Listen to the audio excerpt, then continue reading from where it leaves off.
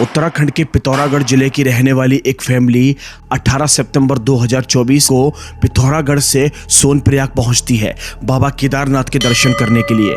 इनकी कुल 3 दिन की ट्रिप होने वाली थी और फिर 3 दिन के बाद इन लोगों को वापस सोनप्रयाग से अपने घर पिथौरागढ़ जाना था।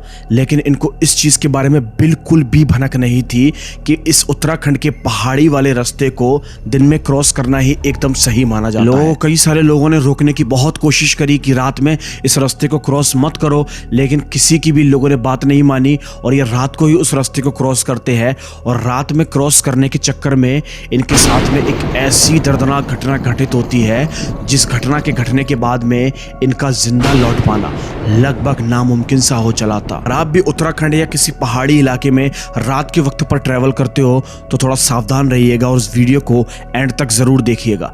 सबसे पहले मैं आप लोगों को सूरज भाई के ईमेल का स्क्रीनशॉट दिखाता हूं जिन्होंने ये पूरी की पूरी घटना हमारे साथ में शेयर करी है। उनकी फैमिली के अंदर उनके माता पिता, जिसमें से उनके पिता का नाम अशोक और उनकी माँ का नाम सुनीता होता है, और इनकी एक छोटी बहन भी है जिसका नाम होता है शिवानी। एक बार ये परिवार इसी तरीके से बैठा हुआ था और यहाँ पर सूरज की नई जॉब भी लगी थी। तो इस परिवार ने फैसला किया कि ये क्यों ना 2-3 दिन की छुट्टियां बिताने के लिए केदारनाथ बाबा के दर्शन करने के लिए जाएगा, क्योंकि ये सारा का सारा परिवार भगवान शिव का बहुत बड़ा भक्त था। फाइनली लोगों का प्लान व्लान पूरी तरीके से बन चुका था और फिर फाइनली वो तारीख आती है 18 सितंबर 2024 जब इन लोगों को पिथौरागढ़ से सोनप्रयाग निकलना था। अब सुबह के करीब 8 बजे ये लोग अपने शहर पिथौरागढ़ से सोनप्रयाग के लिए रवाना हो जाते हैं। अब दिन में ये रास्ता क्रॉस करते समय इनको कोई प्रॉब्लम नहीं आने वाली थी।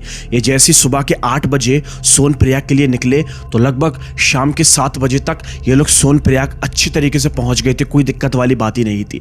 अब जैसे ये लोग सोनप्रयाग पहुंचे तो वहां पर इन लोगों ने कुछ होटल वोटल लिए वहां पर नाइट स्टे करने के लिए, और फिर वहां पर रुकने के बाद ही अगले दिन इनकी चढ़ाई शुरू होने वाली थी केदारनाथ के लिए। अब यहाँ पर सुबह के 4 बजे अगले दिन ये लोग अपनी चढ़ाई शुरू कर देते हैं पैदल ही, क्योंकि ये लोग शिव जी के इतने बड़े वाले भक्त थे कि इन्होंने मन्नत मांगी थी कि ये पैदल ही ऊपर चढ़कर केदारनाथ मंदिर के दर्शन करेंगे। अब ये फौरन ही सुबह के 4 बजे मंदिर की चढ़ाई शुरू करते हैं और फिर दोपहर के लगभग 2 बजे ये लोग केदारनाथ मंदिर तक पहुंच भी जाते हैं। अपने आंखों के सामने वो मंजर देखकर सारे के सारे लोग शॉक हो चुके थे, क्योंकि बहुत ही लंबे समय के बाद ये लोग यहाँ पर आए थे। अपनी आंखों के सामने देखते हैं कि काफ़ी सारे लोग आए हुए हैं।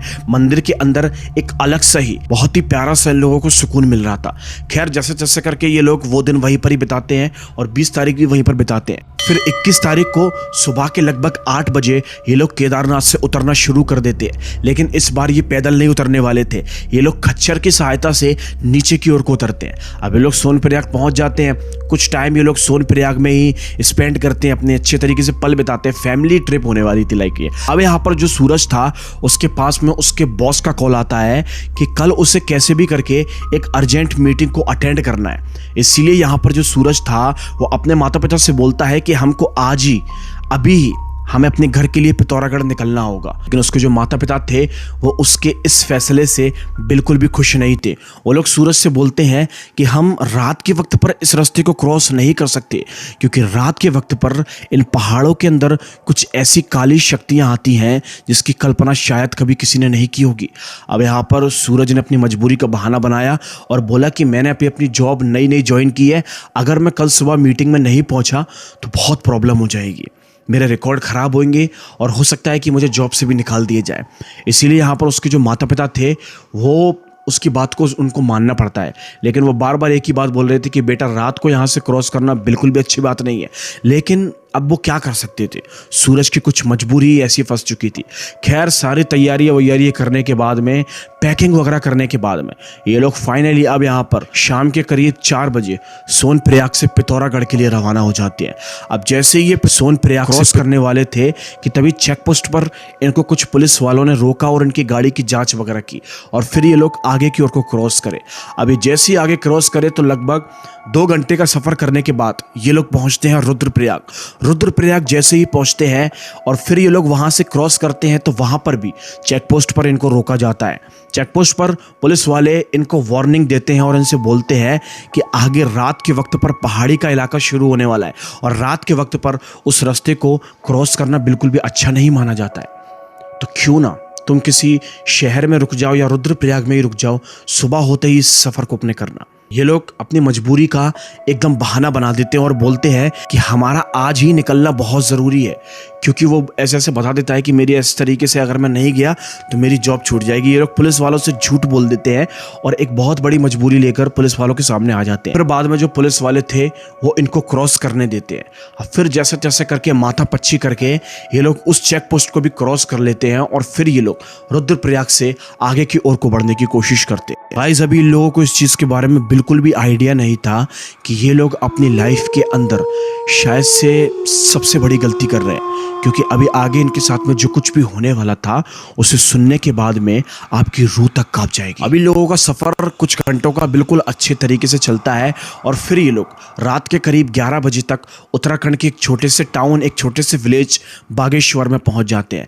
बागेश्वर में पहुंचने के बाद ये लोग एक ढाबे वगैरह पर रुकते हैं और वहाँ पर खाना वगैरह खाते हैं और फिर खाना वगैरह खाने के बाद में ये लोग आगे की ओर को बढ़ने की कोशिश करते हैं। अब बागेश्वर वाले रास्ते को इन्होंने जैसे ही क्रॉस किया तो आगे का जो रास्ता था वो अभी बहुत ज़्यादा खतरनाक और बहुत ज़्यादा जंगलों और पहाड़ियों वाला होने वाला था। अभी भी पिथौरागढ़ लगभग 120 किलोमीटर के करीब था। अभी कुछ देर ट्रैवल करने के बाद में ये लोग एक ऐसे रास्ते पर आ चुके थे जो रास्ता बहुत ही ज़्यादा सुनसान और बहुत ही ज़्यादा खौफनाक था। उस रास्ते के बारे में अगर मैं आप लोगों को जुबान से बताऊं तो उस रास्ते का हालत कुछ ऐसा था। ये लोग बीच रोड पर, पतली सी रोड पर कार चला रहे हैं, आसपास पहाड़ी वाला इलाका है और अगल बगल पेड़ लगे हुए हैं, जंगल है, घना जंगल है और ये लोग आगे की ओर को बढ़ते जा रहे हैं। उस रास्ते पर एक टाइम ऐसा आ चुका था कि इनको एक गाड़ी भी दिखाई नहीं दे रही थी, क्योंकि रात के वक्त पर हर कोई उस रास्ते को अवॉइड करता है। कोई भी इस रास्ते को रात के वक्त पर पार करने की सलाह नहीं देता है। ये लोग रात के वक्त पर उस रास्ते को पार कर रहे थे। सूरज आगे ड्राइविंग सीट पर बैठकर कार चला रहा था, बगल में उसकी बहन बैठी हुई थी और उसके माता पिता पीछे बैठे हुए थे। खैर, ये लोग कुछ किलोमीटर चलने के बाद में जैसे ही थोड़ा सा आगे बढ़ते हैं तो अचानक से जो इनकी गाड़ी थी, इनको सूरज ऐसे करके एकदम गाड़ी चला रहा है और उसको सडनली ऐसा फील होता है कि विद इन सेकेंड, कुछ ही सेकंड के अंदर उसकी कार के नीचे कोई तो आ चुका है। अब सूरज इस तरीके से ऐसे करके कार चला रहा है और एकदम से उसकी कार के नीचे सूरज को ऐसा फील होता है जैसे कि शायद उसने अभी किसी को कुचल दिया है, यानी कि कोई उसकी गाड़ी के नीचे आ चुका है। ये चीज़ें देखकर सारे के सारे लोग शॉक हो जाते हैं। लोगों को समझ में नहीं आता कि आखिरकार अभी हमने किसको कुचला है। सारा के सारा जो परिवार था वो बोलता है कि सूरज जी तुमने क्या किया। सूरज बोलता है कि मुझे कुछ भी दिखाई नहीं दिया है, यहाँ पर क्या हुआ है मुझे कुछ भी पता नहीं है। अब इन लोगों ने फौरन गाड़ी को रोका और गाड़ी के बाहर उतरकर देखने की कोशिश करी कि आखिरकार वो क्या चीज़ थी, तो इन लोगों को कुछ भी ऐसी चीज़ दिखाई नहीं देती है। लेकिन पक्का इन लोगों को ऐसा लग रहा था जैसे कि शायद इन्होंने किसी इंसान को कुचल दिया है। ये लोग बहुत ज़्यादा शौक हो जाते हैं। अब यहाँ पर इन लोगों को बाहर कुछ नहीं मिलता, इसीलिए जो सूरज के माता पिता थे वो बोलते हैं कि बेटा तू अंदर बैठ और अभी फ़िलहाल इस रास्ते को क्रॉस कर, तुझे अभी यहाँ पर गाड़ी रोकने की बिल्कुल भी ज़रूरत नहीं है। अब यहाँ पर जो सूरज था वो ऐसा ही करता है, वो गाड़ी को फौरन ही आगे की ओर को बढ़ाने की कोशिश करता है। अब ये लोग उस पहाड़ी रास्ते को अभी क्रॉस ही कर रहे थे कि लगभग 1 किलोमीटर चलने के बाद में ये लोग इस तरीके से, सूरज अपनी बस गाड़ी ही चला रहा है कि लगभग 1 किलोमीटर चलने के बाद में सूरज की गाड़ी एक सुनसान जगह पर अचानक से बंद हो जाती है। और उसकी गाड़ी बंद होने की वजह ये थी कि सूरज की गाड़ी का अगला टायर पंचर हो चुका था।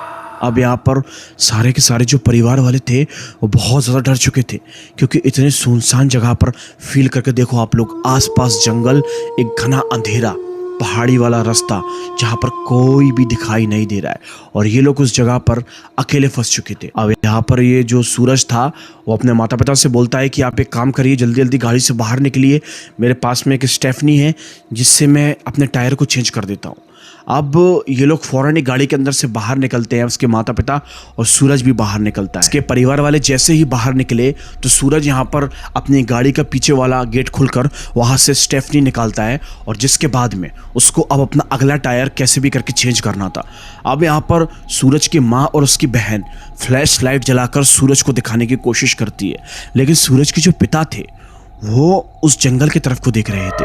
अब यहाँ पर वो अपने परिवार वालों से बोलते हैं कि तुम लोग जल्दी से टायर चेंज करो, मैं बस 2 मिनट में करके आता हूँ। अब यहाँ पर जो सूरज के पिता थे वो जंगल की तरफ को चले जाते हैं, अंदर जंगल के अंदर। सूरज, उसकी माँ और उसकी बहन वहाँ पर टायर चेंज करने में उसकी हेल्प कर रहे थे और सूरज वहाँ पर टायर चेंज कर रहा था।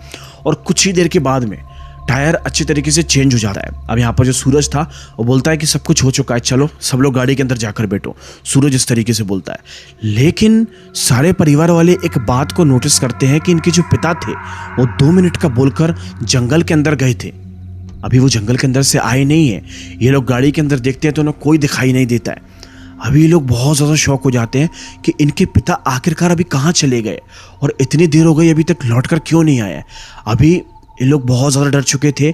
सूरज, उसकी माँ हर जगह अपने पिता को आवाज़ लगाने की कोशिश करते हैं, लेकिन उनका कोई भी रिस्पॉन्स नहीं मिलता है। अभी सूरज, उनकी माँ और उसकी बहन फौरन ही जंगल के अंदर जाते हैं अशोक को ढूंढने के लिए, लेकिन जंगल के अंदर भी कोई दिखाई नहीं देता है इन लोगों को।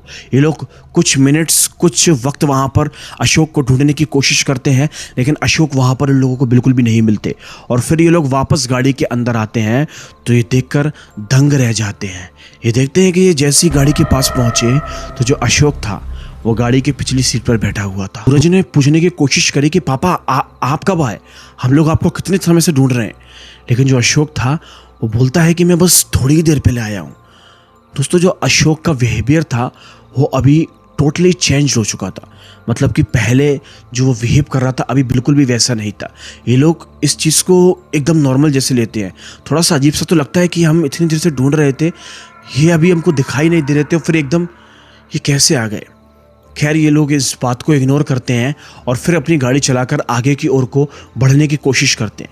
ये लोग जैसे ही थोड़ी दूरी, लगभग 1-2 किलोमीटर ही आगे की ओर को बढ़े होंगे कि अचानक से जो सूरज था वो एक बहुत अजीब सी बात को नोटिस करता है। वो देखता है कि जो उसके पिता अशोक है वो मिरर के अंदर देखता है, रियर व्यू मिरर के अंदर वो दिखता है कि उसके जो पिता अशोक है वो एकदम ऐसे ना मूर्ति की जैसे बैठे हुए हैं। मतलब कि हिल नहीं रहे हैं, पलके भी ज़्यादा नहीं झपका रहे हैं और कुछ बातें भी नहीं कर रहे हैं। ये लोग इतना लंबा रास्ता क्रॉस करके आ रहे थे तो उसके माता पिता और सारी फैमिली एकदम अच्छी तरीके से बात कर रही थी। लेकिन अभी ऐसा हो चुका था कि उसके जो पिता थे वो एकदम चुप, एकदम शांत बैठे हुए थे। इन लोगों को इस चीज़ के बारे में बिल्कुल भी आइडिया नहीं था कि ये हो क्या रहा है। अभी ये लोग थोड़े दूर और आगे की ओर को बढ़े होंगे कि अचानक से जो अशोक होता है वो ज़ोर ज़ोर से एक बात कहने की कोशिश करता है। बोलता है कि तुम लोगों ने मुझे वही मारा था, तुम लोगों ने मेरी वही मौत की थी, अब मैं किसी को भी नहीं छोड़ूंगा। ये चीज़ें जैसे ही सूरज और उसकी माँ ने सुनी तो ये लोग शॉक हो गए। उसकी बहन भी एकदम शॉक हो गई कि उसके जो पिता बोल क्या रहे हैं आखिरकार। और बार बार बस एक ही बात को रिपीट कर रहे थे कि तुम लोगों ने मुझे उधर ही मारा था। ये लोग बहुत ज़्यादा शॉक हो जाते हैं कि आखिरकार उनके पिता ये किस तरीके की बातें कर रहे हैं। इन लोगों को बिल्कुल भी आइडिया नहीं था कि जो उनके पिता हैं वो, उनका जो बिहेवियर था भी बहुत ज़्यादा बदल चुका है। ये अपने पिता से पूछता है कि पापा हो क्या गया आपको, कोई दिक्कत। अशोक कुछ भी रिप्लाई नहीं देता, बस वो एक ही बात को बार बार दोहराया जा रहा था। एंड वो बात केवल एक ही थी कि तुम लोगों ने मुझे वही मारा था। ये चीज़ें इन लोगों को बहुत ज़्यादा अजीब लगती हैं। ये लोग बहुत ज़्यादा डर जाते हैं। अभी ये लोग थोड़ा सा आगे चलने ही वाले थे कि जो अशोक था वो गाड़ी के अंदर एकदम से हड़कंप मचाना शुरू कर देता है। वो गाड़ी के दरवाजे को ज़ोर ज़ोर से पीटता है और एक ही बात बोलता है कि तुम लोगों ने मुझे वहाँ क्यों मारा, मुझे क्यों मारा तुम लोगों ने वहाँ पर। सूरज और उसके फैमिली मेम्बर बहुत ज़्यादा डर चुके थे कि ये एकदम से इसके पापा को क्या हो गया है। अभी जो अशोक था उसके बगल में जो उसकी बीवी बैठी हुई थी, यानी कि सूरज की माँ सुनीता, वो उसका गला ज़ोर से दबाने की कोशिश करता है। अब यहाँ पर जो सूरज था वो फौरन ही अपनी गाड़ी को एकदम से ब्रेक लगाकर रोकता है। उसे बिल्कुल भी पता नहीं था कि उसके पिता आखिरकार ये क्या कर रहे हैं। और फौरन ही गाड़ी से उतरा और वो फौरन ही अपने पिता को रोकने की कोशिश करता है कि पापा आप ये क्या कर रहे हो, माँ पर इस तरीके से हमला क्यों कर रहे हो आप। अशोक ने सुनीता के ऊपर इस तरीके से हमला किया था जैसे कि वो उसे अभी बस मारने ही वाला है। अब यहाँ पर इन लोगों को बिल्कुल भी समझ में नहीं आता कि इनकी ये क्या हालत हो चुकी है। जब से ये उस जंगल की तरफ गए हैं तब से ये कुछ अजीब से ही दिख रहे हैं। इनको पता ही नहीं है, ये नॉर्मल दिख ही नहीं रहे हैं। यहाँ पर जो सुनीता थी वो रोने लगती है, जी बोलती है कि ये क्या हो गया है इनको। और जो उसकी बहन थी वो भी रोने लगती है। लेकिन यहाँ पर सूरज बोलता है कि आप लोग प्लीज़ शांत हो जाइए, हो सकता है कि पापा की कुछ तबीयत ख़राब हो, कुछ ना कुछ ऐसी चीज़ हो सकता है, प्लीज़ चुप हो जाइए। अभी ये लोग फ़ौरन ही अशोक को शांत बिठालते हैं और फिर सूरज गाड़ी को आगे की ओर को बढ़ाने की कोशिश करता है। लेकिन अभी ये लोग 500 मीटर ही चले होंगे कि जो अशोक था और फौरन यहाँ पर फिर से सुनीता का गला दबाने की कोशिश करता है और कार के अंदर इस तरीके से हड़कंप मचा रहा था, जोर जोर से कार के दरवाजे को पीट रहा था। अभी जो सूरज था वो समझ चुका था कि पापा एकदम नॉर्मल जैसा बिहेव नहीं कर रहे हैं, इसमें कुछ ना कुछ प्रॉब्लम तो ज़रूर है। सूरज ने फौरन ही गाड़ी को रोका और वो गाड़ी से जैसे ही बाहर निकला उसने अपने पिता को रोकने की कोशिश करी, लेकिन इस बार जो उसके पिता थे वो सूरज को ही नुकसान पहुंचाने की कोशिश करते हैं। वो सूरज के गाल पर जोर जोर से चमाते देते हैं। अब यहाँ पर लोगों को समझ में आ चुका था कि उसके जो पिता है ये कोई ऐसी चीज़ के वश में आ चुके हैं जो शायद से जब ये उस जंगल के पास गए थे जभी से इनके साथ में लगी है, क्योंकि अभी वहाँ से लौटते वक्त इनके पिता की जो हालत थी वो एकदम सही थी। ये यहाँ पर बाबा से प्रार्थना करने की कोशिश करते हैं, भगवान शिव से, और बोलते हैं कि प्लीज़ इनको ठीक कर दीजिए, इनके साथ में ये क्या हो रहा है, इनको ठीक कर दीजिए। अभी वो अपने पिता को बार बार रोकने की कोशिश कर रहा था, लेकिन उसके जो पिता थे वो पूरी तरीके से पागल हो चुके थे। इनको ऐसा फील हो चुका था कि अगर इन लोगों ने सही समय पर अपने पिता को कंट्रोल नहीं किया तो वो किसी भी वक्त इनमें से किसी एक की जान ले सकते हैं, क्योंकि उनके होली और उनकी हालत को देखकर इनको लगभग ऐसा ही फील हो रहा था। अब यहाँ पर क्या होता है, जो सूरज था वो अपनी गाड़ी का पीछे वाला गेट खोलता है और वहाँ से एक रस्सी निकालता है जो कि उसके गाड़ी के पीछे रखी हुई थी। अब यहाँ पर सूरज और उसकी माँ और उसकी बहन तीनों के तीनों जैसे तैसे करके उसके पिता को पकड़ के बांध देते हैं, उनके हाथ पैरों को, और उन्हें शांति से उसी कार के अंदर बिठा देते हैं। कुछ देर ऐसा करने के बाद में ये लोग फौरन ही अपनी गाड़ी आगे की ओर को बढ़ाने की कोशिश करते हैं। अभी ये लोग कैसे तैसे करके मशक्कत करके जैसे तैसे करके फाइनली अपने घर पिथौरागढ़ पहुंच जाते हैं। अब ये लोग जैसे ही पिथौरागढ़ पहुंचते हैं तो ये लोग देखते हैं कि इनके जो पिता हैं इनकी तबीयत बहुत ज़्यादा ख़राब हो चुकी है। इनको 100 से ऊपर का फीवर आ चुका था और ये ज़ोर ज़ोर से चिल्लाते थे, चीखते थे। एक अजीब सी बूढ़े आदमी की आवाज़ में ये बात करते थे, जो कि इनकी आवाज़ बिल्कुल भी नहीं थी। घर वाले बहुत ज़्यादा डर चुके थे। इन लोगों ने फ़ौरन ही डॉक्टर को दिखाया, लेकिन ये बात डॉक्टर की बस की थी ही नहीं। डॉक्टर ने मेडिसिन वगैरह दी, सब कुछ करा, लेकिन इनके पिता की हालत में कोई भी सुधार नहीं आया था। फिर यहाँ पर ये घटना इसी तरीके से चलती रही और फिर इन लोगों ने एक अपने ही शहर के पंडित जी से कांटेक्ट किया और पंडित जी को सारी घटनाओं के बारे में बताया। पंडित जी से अशोक के ऊपर कुछ तरीके की पूजा पाठ करवाई गई और फिर कुछ समय के बाद में अशोक की जो हालत थी उसमें कुछ वर्ताव ठीक दिखने को मिला, वो अभी नॉर्मल जैसा हो चुका था। यहाँ पर जो सूरज है वो लिखते हैं कि जब से हम वहाँ से लौटे थे उसी के 10 दिन के बाद ही सूरज के पिता की डेथ हो चुकी थी, और उसके पिता की डेथ का रीज़न ये था कि वो बाथरूम में फिसलकर गिरकर एकदम से मर गए थे। अब यहाँ पर डॉक्टर और काफ़ी सारे लोगों को दिखाया गया तो उसको नेचुरल डेथ करार दे दी गई थी, लेकिन सूरज इस कहानी के अंदर ये लिखते हैं कि भाई मुझे इस बात की पूरी तरीके से डिटेल पता है कि मेरे पिता की डेथ एकदम नेचुरल डेथ जैसी नहीं हुई है। मेरे पिता की जो डेथ है वो किसी ऐसी प्रेत आत्मा, किसी ऐसी काली शक्ति की वजह से हुई है जो कि मेरे पिता के ऊपर हावी हो चुकी थी और मेरे पिता को उसी रात से नुकसान पहुंचाना चाहती थी। हमारे पिता हमारे बीच में आज बिल्कुल भी नहीं है, लेकिन हमने उस रात उस पहाड़ी, उस जंगल वाले एरिया से क्रॉस करके अपनी लाइफ की सबसे बड़ी गलती करी थी। इन लोगों ने काफ़ी सारे लोगों को ठुकराया था, चेक पोस्ट पर पुलिस वालों को ठुकराया था। वहाँ से मंदिर से इनको रात के वक्त पर बिल्कुल भी लौटने की कोई ज़रूरत नहीं थी और इनकी लाइफ की सबसे बड़ी गलती बहुत ज़्यादा इनके ऊपर भारी पड़ चुकी थी। खैर, इस वीडियो के एंड में मैं बस आप लोगों से यही बोलना चाहूँगा कि आप कभी भी इस तरीके की गलती को मत करना। रात के वक्त पर कोई भी ऐसी सुनसान या पहाड़ी रास्ते को क्रॉस करने से पहले 100 बार नहीं 1000 बार सोच लेना। हम मिलेंगे आपसे एक और दिल दहला देने वाली कहानी में। तब तक के लिए बहुत बहुत धन्यवाद।